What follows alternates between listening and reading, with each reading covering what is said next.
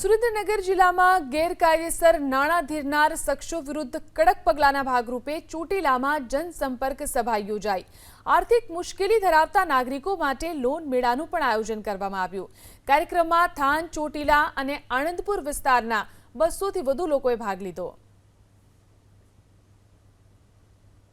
આજે ચોટીલા ખાતે પોલીસ તથા સરકારી તેમજ ખાનગી બેંકોના સંયુક્ત ઉપક્રમે જાહેર જનતા માટે બેંકો પાસેથી લોન મેળવવા માટેની શરતો અને પ્રક્રિયા અંગેની માહિતી તથા જાહેર જનતામાંથી જે વ્યક્તિઓએ ગેરકાયદેસરના નાણાં ધીરનાર ખાનગી વ્યક્તિઓ પાસેથી ઊંચા દરે નાણાં લીધા હોય અને વ્યાજના વિષચક્રમાં તથા ધાકધમકીઓમાં ફસાયેલા હોય તેમની મદદ માટે એક કાર્યક્રમનું આયોજન કરવામાં આવેલ, જેમાં Chotila, Anandpur, than police station વિસ્તારના આશરે 150થી 200 જેટલા માણસો હાજર રહેલા અને બેંકના પ્રતિનિધિઓ તથા પોલીસ સાથે મળીને સ્થળ પર નિકાલ થાય તે સમસ્યાઓનો નિકાલ કરેલો અને જે